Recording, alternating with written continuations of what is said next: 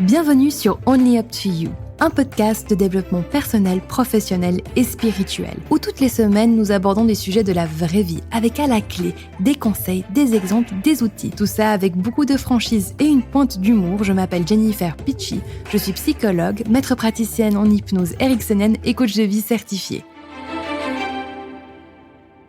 Et bonjour à tous, j'espère que vous allez bien, que vous êtes confortablement installés, que vous avez ouvert grand vos oreilles et votre cœur pour ce nouvel épisode. Alors aujourd'hui on va parler du brain drama. J'en ai un petit peu parlé dans l'épisode précédent et avant d'entrer là-dedans, je tenais juste à vous remercier pour tous les commentaires, tous les messages et aussi à vous rappeler que la meilleure manière de soutenir ce podcast, c'est de mettre une évaluation sur Apple Podcast ainsi qu'un commentaire et en échange, je sélectionne le meilleur commentaire de la semaine et la personne qui est l'auteur de ce commentaire se voit offrir une séance de peinture d'analogie ou bien 30% sur le programme d'auto-coaching. D'ailleurs, aujourd'hui, je remercie Alaoa qui écrit d'excellents conseils distillés avec générosité et enrobés de bonne humeur. On a l'impression de partager un moment avec sa meilleure amie, comme si le temps s'arrêtait, des paroles à boire sans contre-indication. Eh ben, merci infiniment Alaoa pour ce joli commentaire. Et voilà, tu connais la musique. Si tu as envie d'avoir une séance de pentanalogie ou bien 30% de rabais sur le programme d'auto-coaching, fais une capture d'écran, envoie-la moi et on s'arrange pour organiser tout cela.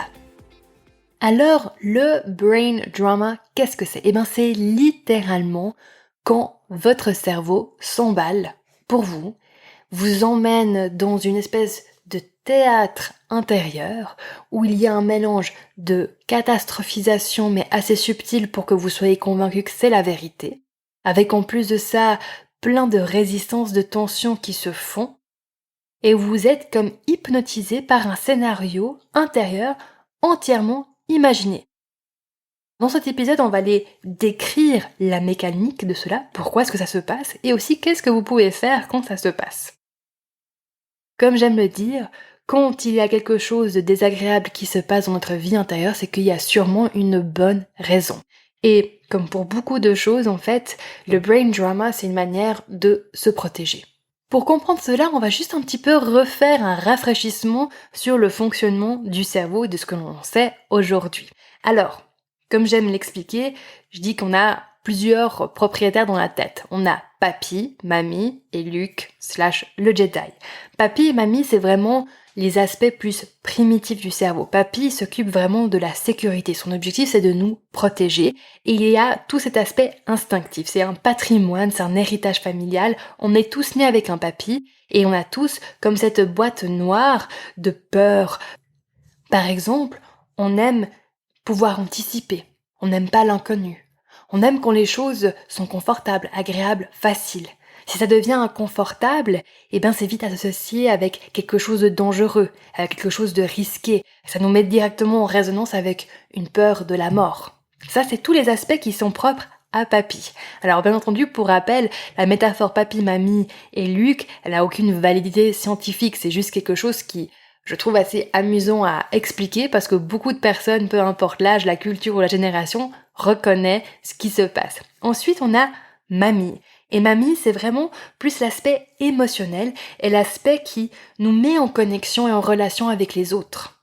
Donc c'est grâce à Mamie que, on peut avoir justement des relations, mais avec Mamie vient aussi les peurs qui sont liées en fait à tout ce qui a à voir avec les relations aux autres. Donc la peur du rejet, la peur de se tromper, la peur de faire faux, etc., etc.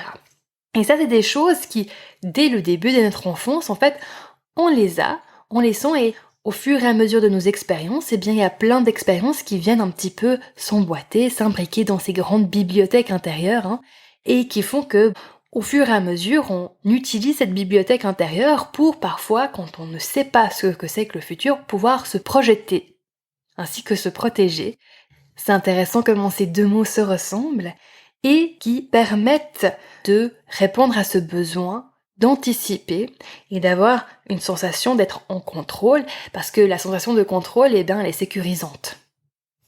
Finalement, on a le Jedi, qui est la partie plus du cortex préfrontal.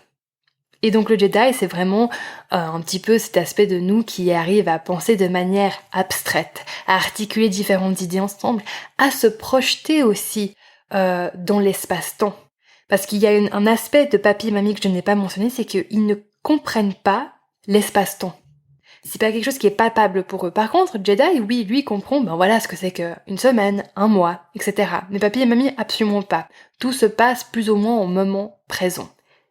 Quand on est en train d'avoir une discussion, qu'on réfléchit à quelque chose, on est sur le cortex préfrontal. Alors l'avantage avec le cortex préfrontal, c'est que c'est ce qui nous différencie de beaucoup d'espèces animales. C'est ce qui nous permet d'avoir des pensées qui sont peut-être plus abstraites, comme je l'ai dit, mais qui sont aussi peut-être plus complexes.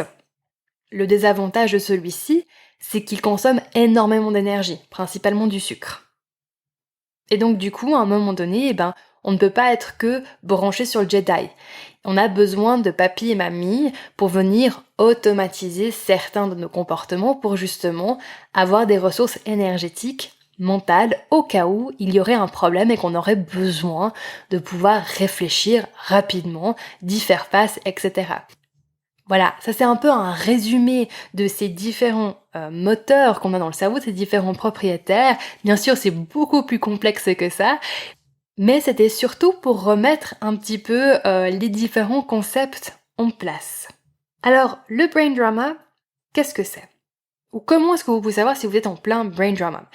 Généralement, vous êtes dans un monde imaginaire, vous n'êtes pas forcément en train de faire quelque chose, mais il y a comme un film intérieur qui est en train de se jouer. Et dans ce film, ça se passe assez réalistiquement, mais il y a une teinte qui est soit grise, soit carrément négative.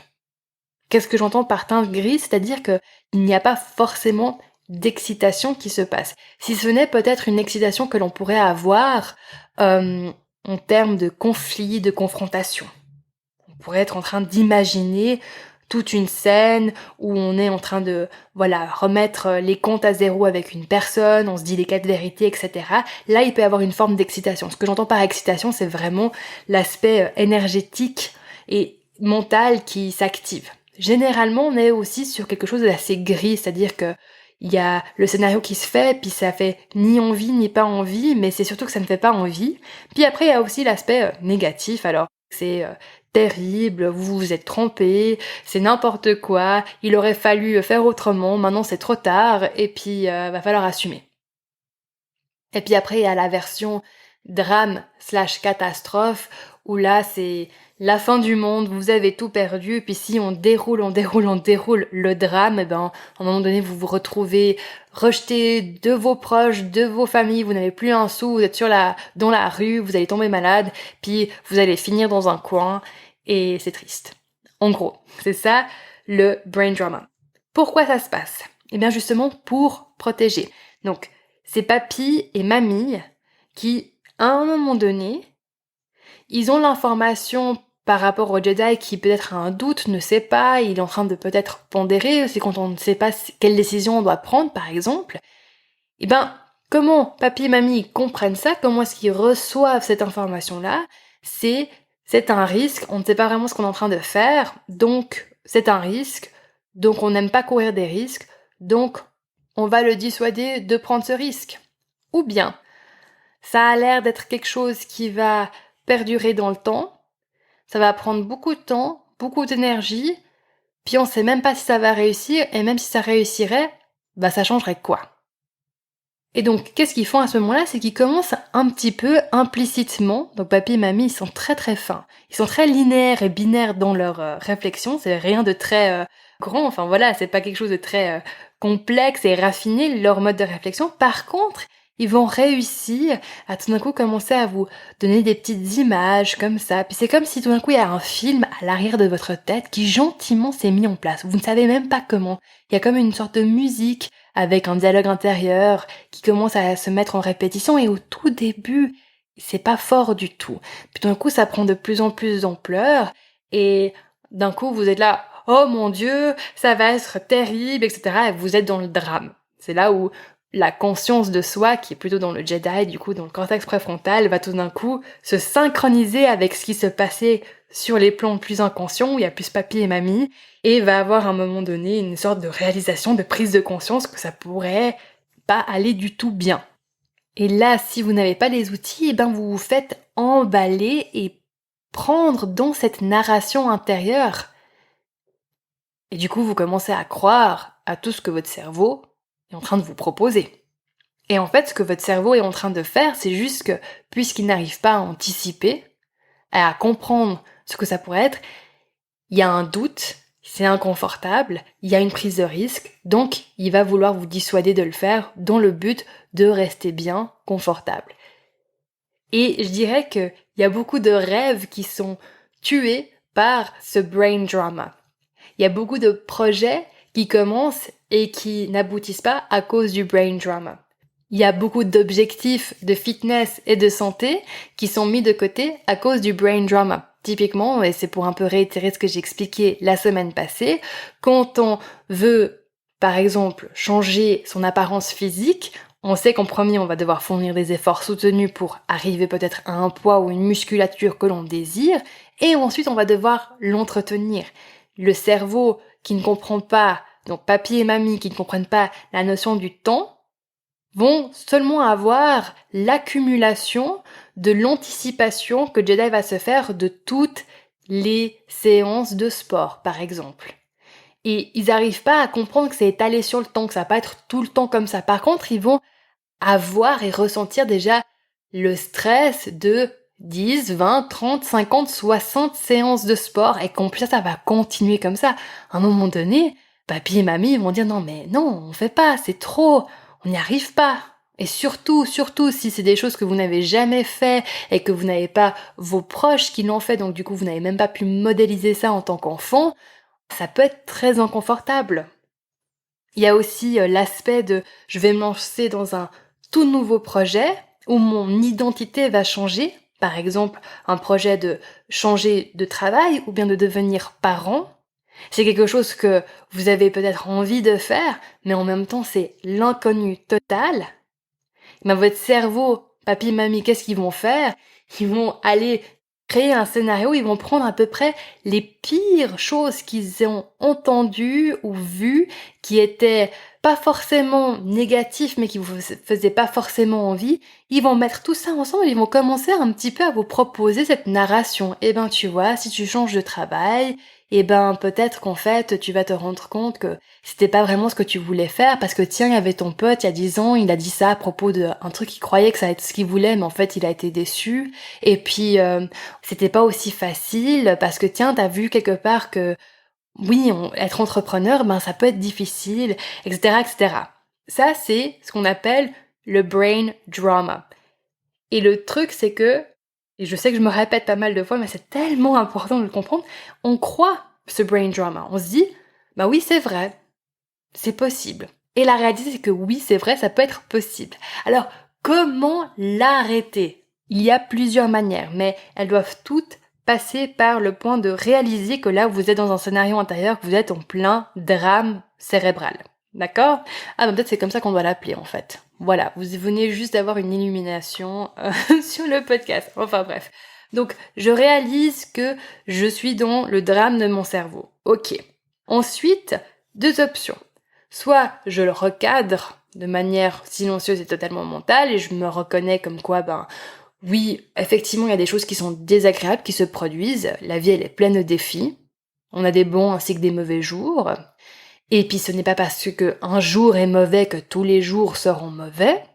On recadre un petit peu ça, on rationalise, on remet un petit peu de réalisme dedans. On reconnaît aussi qu'on a des pensées irrationnelles. Vraiment, c'est cette notion de peut-être on prend un élément et puis tout d'un coup on va l'exploser, l'exagérer, puis on va le faire perdurer dans le temps aussi. Tiens, j'ai mal à mon poignet, mais mon Dieu, si ça continue comme ça, que c'est le début d'une arthrose, etc., dans 10 ans, ça va être insupportable, et hop, ok, on est complètement dans un truc irrationnel. On peut aussi se dire, stop, on arrête mentalement, et puis là, j'invite à faire aussi une rupture de pattern, c'est-à-dire qu'en gros, très simplement mis, mais vous changez votre état physique, si vous êtes assis, vous vous levez, par exemple. Il y a aussi l'aspect de penser à un autre résultat. Et ça, c'est quelque chose c'est un exercice que je donne souvent. C'est quand je vois qu'une personne, elle réfléchit que d'une certaine manière, il y a un apprentissage, j'appréhende ma réalité que de cette manière-là, donc peut-être avec un biais de négativité, ou bien, bref, voilà. Je les invite à s'entraîner à voir 3 autres possibilités, neutres ou positives. Voilà, vous entraînez à dire, bon, ok, ce résultat-là, oui, ça pourrait être ça, mais tiens, il pourrait y avoir ça, ça, ça. Et au jour d'aujourd'hui, elles ont toutes la même probabilité. Il y a un autre truc que vous pouvez faire, c'est de dire à haute voix tout ce que vous êtes en train de vous dire. Et même à ce moment-là, dans la surdramatisation. C'est-à-dire qu'on va encore amplifier, on va l'exagérer, et ça va devenir presque une scène de théâtre. Et à ce moment-là, vous allez dire, bon, ok, c'est bon. Là, peut-être que j'exagère un petit peu. Voilà, c'est quelque chose qui va bien pour des personnes qui sont plus dans l'extraversion. Et il y a un dernier truc que vraiment, je dois peut-être plus insister là-dessus sur ce podcast, c'est d'avoir une hygiène de vie excellente. Parce que les pensées du type catastrophique, du type dramatique, elles sont plus susceptibles de prendre place lorsque l'on est fatigué et stressé. Et c'est pour ça que c'est si important d'avoir des moments de pause totale, d'avoir des moments où vous vous relaxez, d'avoir aussi des moments où vous vous amusez, vous jouez bêtement, et d'avoir des moments où vous apprenez quelque chose de complètement différent, qui vous sort un petit peu de votre quotidien. C'est ça aussi l'hygiène personnelle. C'est une hygiène physique, mentale, émotionnelle. Donc voilà, avec ça, j'espère que vous avez souri, peut-être même que vous vous êtes reconnu dans certains exemples, tant mieux. Si cet épisode vous a plu, merci de le commenter, de le partager. À nouveau, c'est le meilleur moyen de le soutenir. Je vous remercie pour votre fidélité et je vous dis à la semaine prochaine.